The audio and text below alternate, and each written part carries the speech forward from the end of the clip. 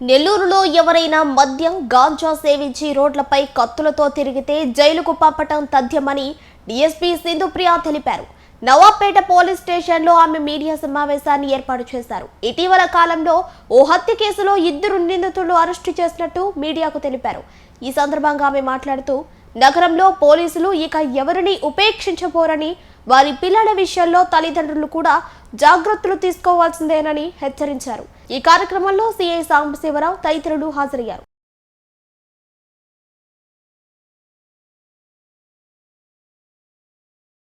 మనకి ఈ నెల 16వ తారీఖున 8 గంటలకు రాత్రి 8 గంటలకు ఒక రిపోర్ట్ రావడం జరిగింది. ఆ రిపోర్ట్లో ఏంటి అంటే షేక్ కరీమునిసా అనే ఆవిడ వాళ్ళ కొడుకుని తలపై కొట్టి, గుర్తెలియని వ్యక్తులు తలపై కొట్టి చంపేశారు అని చెప్పి ఇన్ఫర్మేషన్ రావడంతో ఇమీడియట్గా ఎఫ్ఐఆర్ అనేది రిజిస్టర్ చేయడం జరిగింది. రిజిస్టర్ చేసి ఇన్వెస్టిగేషన్ అనేది ప్రారంభించాక మన ఇన్ఛార్జ్ సిఐ గారు సాంబశివరావు గారు ఇన్వెస్టిగేషన్ కంప్లీట్ చేశారు. దీంట్లో తెలిసిన విషయాలు ఏంటంటే 2 నేరస్తులు షేక్ సలీం అలానే యనమల నాగరాజు అని చెప్పి వీళ్ళిద్దరు ముద్దాయిలు ఆ వ్యక్తిని కర్రలతో కొట్టి చంపారు అనేది ఇన్వెస్టిగేషన్లో తెలిసింది. సో దీంట్లో ఆ రోజు నుంచి ముద్దాయిల్ని పట్టుకోవడం కోసము పలు టీమ్స్ అనేవి కంప్లీట్గా తిరగడం జరుగుతున్నాయి. దాంట్లో భాగంగా ఈరోజు ఉదయం 9:30-10 గంటలు ఆ టైంలో జగనన్న కాలనీలో మనకి ఇన్ఫర్మేషన్ వచ్చింది. వాళ్ళు అక్కడికి వచ్చారు ముద్దాయిలు అనే ఇన్ఫర్మేషన్. సో ఆ ఇన్ఫర్మేషన్ బేసిస్ మీద టీమ్స్ అనేవి అక్కడికి వెళ్ళి వాళ్ళని ఆధీనంలోకి తీసుకోవడం జరిగింది.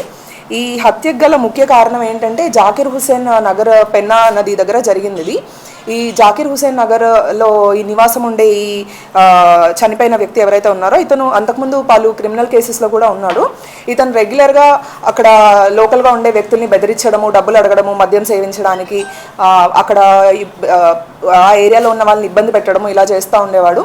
సేమ్ అట్లానే హత్య జరిగిన రోజు మధ్యాహ్నం కూడా ఈ షేక్ సలీం అనే వ్యక్తిని డబ్బులు అడిగితే ఇతను నా దగ్గర లేవని చెప్తాడు. చెప్పినందుకు నువ్వు నాకు డబ్బులు ఇవ్వకుండా ఎలా బతుకుతావో చూస్తాను అని చెప్పి బెదిరిస్తే ఈ షేక్ సలీం అనే వ్యక్తి ఇదే విషయాన్ని తన స్నేహితుడైన నాగరాజ్తో చెప్తాడనమాట.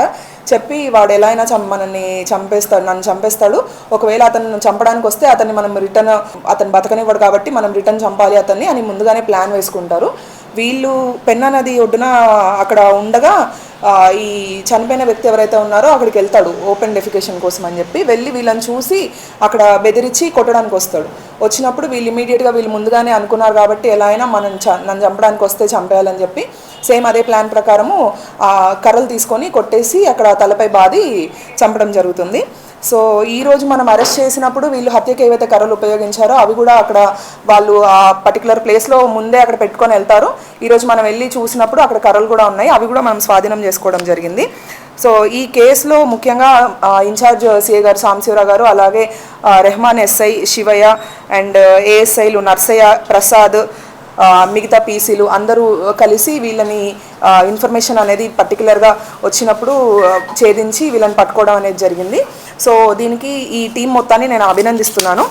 ఎట్ ద సేమ్ టైమ్ నెల్లూరులో టౌన్లో తిరిగే ఈ అల్లరి మూకలు లేకపోతే చంపుదాము అని ఉద్దేశంతో ఉన్న వాళ్ళకి ఒక స్ట్రిక్ట్ వార్నింగ్ ఏంటంటే చిన్న చిన్న విషయాలకి కత్తులు తీయడము, కర్రలు తీయడము, లేదంటే ఏమైనా వెపన్స్ యూజ్ చేయడము ఇలాంటివి చేస్తే మూవీస్లో చూసి ఇన్స్పైర్ అవుతున్నారు. అవి సినిమాల వరకే పరిమితం, నిజ జీవితంలో అవి వాస్తవాలు కాదు. దాంట్లో ఎవరైతే అలాంటి వాటికి పాల్పడతాడో వాళ్ళు హీరోలు అవుతారు. కానీ నిజ జీవితంలో మాత్రం మీ జైల్స్కి వెళ్ళడము ఇలాంటిది యాక్షన్ క్రిమినల్ యాక్టివిటీలో ఇన్వాల్వ్ అయినందుకు స్ట్రిక్ట్ యాక్షన్ అనేది ఉంటుంది. ఎట్ ద సేమ్ టైమ్ ఇప్పుడు రెగ్యులర్గా అంతకుముందు కూడా వెహికల్ చెక్కింగ్స్ ఇట్లాంటివి చేసేవాళ్ళం. పర్టికులర్గా ఇప్పుడు ఏంటంటే ప్రతిరోజు వెహికల్ చెక్కింగ్ చేస్తున్నాం ర్యాండమ్ ఏరియాస్లో. ఎవరైతే డెడ్లీ వెపన్స్ పట్టుకొని తిరుగుతున్నారో, కర్రలు కానీ కత్తులు కానీ లేకపోతే ఇంకా ఎలాంటి ఇన్స్ట్రుమెంట్స్ అన్న క్యారీ చేస్తున్నారో అలాంటి వాళ్ళకి మా తరపున స్ట్రిక్ట్ వార్నింగ్. మాకు దొరికితే మాత్రం మీ లైఫ్ స్పాయిల్, ఈ మాట గుర్తుంచుకోండి. మాకు దొరికితే మాత్రం ఖచ్చితంగా వదిలిపెట్టేది లేదు. రీసెంట్ కూడా ఎవరి దగ్గర అయితే వెపన్స్ దొరికాయో వాళ్ళపైన ఆర్మ్స్ యాక్ట్ విధించడం జరిగింది, రిమాండ్ కూడా ఇచ్చారు. ఎట్ ద సేమ్ టైమ్ ఈ కొద్ది రోజుల్లో చాలామంది పైన పీడీ యాక్ట్ కూడా పెట్టాము. ఇప్పుడు కూడా ఇంకా రెడీగా ఉన్నాయి ప్రపోజల్స్ పీడీ యాక్ట్ పెట్టి వాళ్ళని జైలుకి రిమాండ్కి పంపించడానికి. ఎవరెవరైతే రౌడీ షీటర్స్ ఉన్నారో వాళ్ళ వెనకాల తిరిగి అల్లరి మూకలు ఎవరైతే ఉన్నారో వీళ్ళందరూ గుర్తుంచుకోవాల్సిన విషయాలు. అన్నెసరీగా మీ లైఫ్ స్పాయిల్ చేసుకోవద్దు. మా టీమ్స్ కూడా మఫ్టీలో తిరుగుతున్నాయి ఐడెంటిఫై చేయడానికి. ప్రతి ఏరియాలో ఉన్న ఈ ట్రబుల్ మాంగర్స్ ఎవరైతే ఉన్నారో వాళ్ళని ఐడెంటిఫై చేసి స్టేషన్స్కి తీసుకొచ్చి కౌన్సిలింగ్ చేపించి అట్లానే ఆర్డీఓ గారి ముందు బైండ్ ఓవర్ కూడా చేపిస్తున్నాము. ఒకసారి బైండ్ ఓవర్ అయిన తర్వాత మీరు ఏదన్నా చిన్న క్రైమ్లో ఇన్వాల్వ్ అయినా, అది ఎంత సింపుల్ క్రైమ్ అయినా కూడా హీనియస్ పనిష్మెంట్ అనేది ఉంటుంది. ఈ విషయాన్ని గుర్తుంచుకోవాలి. ఇంకోటి, పేరెంట్స్ది చాలా ఇంపార్టెంట్ పాత్ర. పిల్లలు ఏం చేస్తున్నారు, వాళ్ళు ఎక్కడికి వెళ్తున్నారు, వాళ్ళ బిహేవియర్ ఏంటి అనేది, ఒకవేళ మీకు కనుక వాళ్ళ ప్రవర్తనలో డిఫరెన్స్ అనిపించినా, లేకపోతే వాళ్ళు అల్లర్చిల్లలుగా తిరుగుతున్నారు, మాట వినట్లేదు అనే ఇన్ఫర్మేషన్ ఉన్నా మాకు ఇమ్మీడియట్గా ఇన్ఫర్మేషన్ ఇవ్వండి. మేము వాళ్ళకి మా స్టైల్లో కౌన్సిలింగ్ ఇస్తాము. ఇచ్చి వాళ్ళని బైండ్ ఓవర్ చేయడము, లీగల్గా వాళ్ళని కట్టుదిట్టం చేయడం జరుగుతుంది. ఎట్ ద సేమ్ టైం ఈ లేట్ నైట్స్ అనవసరంగా తిరిగే వాళ్ళ మీద స్ట్రిక్ట్ యాక్షన్ అనేది ఉంటుంది. ఆఫ్టర్ 11 ఎవరికైనా ఏం పని ఉంటుంది? ఆఫ్టర్ 11 బయట తిరగాల్సిన అవసరం ఏముంది? అందరికీ ఏదన్నా ఇంపార్టెంట్ పని, మెడికల్ ఎమర్జెన్సీ, లేకపోతే ప్రాపర్ ప్రూఫ్స్తో బయటికి రావాలి. ప్రాపర్ ప్రూఫ్స్ లేకుండా బయటికి వచ్చిన వాళ్ళు కనబడితే మాత్రం అస్సలు ఊరుకునేది లేదు. స్టేషన్స్కి పట్టుకెళ్ళి వాళ్ళ మీద ఇమ్మీడియట్గా లీగల్ యాక్షన్, చాలా స్ట్రిక్ట్ లీగల్ యాక్షన్ ఉంటుంది ప్రూఫ్ చూపించకుండా తిరిగితే మాత్రం. At the same time finger prints devices కూడా యూజ్ చేసి ఫింగర్ ప్రింట్స్ స్కాన్ చేస్తున్నాము. ఎవరైనా అంతకుముందు ఏదన్నా కేసెస్లో ఇన్వాల్వ్ అయినగా వాళ్ళు కానీ డిటెక్ట్ అయితే రోడ్డు మీద తిరుగుతున్నట్టు నైట్ టైము, వాళ్ళ మీద స్ట్రిక్ట్ యాక్షన్ ఉంటుంది. At the same time drones use చేసి కూడా సర్వేలెన్స్ చేస్తున్నాము ఇంటీరియర్ ఏరియాస్లో అట్లాంటి దాని దగ్గర.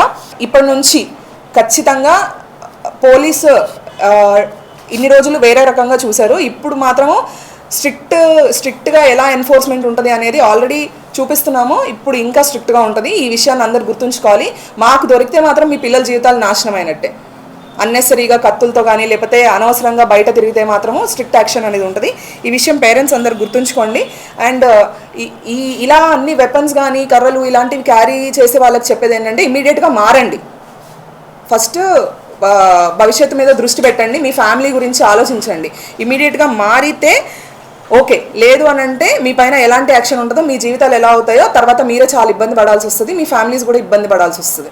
ఈ విషయాన్ని అందరూ గుర్తుంచుకుంటారని చెప్పి నేను మరీ కోరుకుంటూ థ్యాంక్ యూ.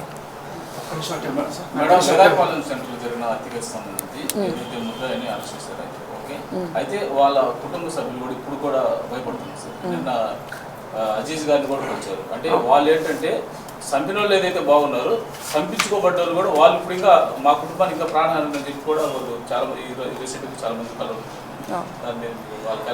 నేను కూడా మాట్లాడానండి. నేను కూడా అష్యూరెన్స్ ఇచ్చాను వాళ్ళకి ఎట్లాంటి ప్రాబ్లం ఉన్నా కూడా ఇమీడియట్గా అప్రోచ్ అవ్వమని చెప్పడం జరిగింది.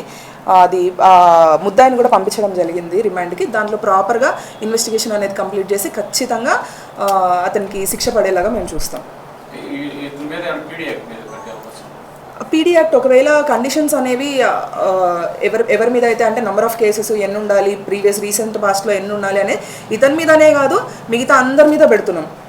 ఎవరైతే పీడీ యాక్ట్ కిందకి వస్తారో, ఎలిజిబుల్ ఉంటారో వాళ్ళ మీద పీడీ యాక్ట్ పెట్టి ఖచ్చితంగా లోపలికి పంపిస్తాం. ఇంకోటి బ్రాందీ షాపులు బార్లు అయితే తాగటం ఓకే, బ్రాందీ షాపుల దగ్గర వాళ్ళు షాపుల దగ్గరే వాళ్ళు బార్ లాగా ఓపెన్ చేసేసి రోడ్ల మీద తాగుతున్నారు. ఎవరైనా అటు పోయినప్పుడు వాళ్ళ మీద దాడులు చేస్తాం. చాలా రీసెంట్గా కూడా మీ దృష్టికి కూడా రాలేదు. చాలా బ్రాందీ షాపుల దగ్గర పబ్లిక్ రోడ్ల మీద మేము ఎన్ఫోర్స్మెంట్ చేస్తున్నంత వరకు ప్రాపర్గా టైమింగ్ అయితే మూపిస్తున్నామండి షాప్స్. ఒకవేళ అట్లాంటి ఇన్సిడెంట్స్ ఏదైనా ఉంటే ఇమ్మీడియట్గా మీడియా వారి సహకారం కూడా మాకు అవసరము. ఏదన్నా ఇన్ఫర్మేషన్ ఉండి పర్టికులర్ వైన్ షాప్ కానీ ఏదన్నా అంటే అగెయిన్స్ట్ నార్మ్స్ పనిచేస్తున్నాయి, వర్క్ చేస్తున్నాయి అని అంటే ఇన్ఫర్మేషన్ ఇస్తే ఖచ్చితంగా మేము వాటి మీద స్ట్రిక్ట్ యాక్షన్ తీసుకుంటాం.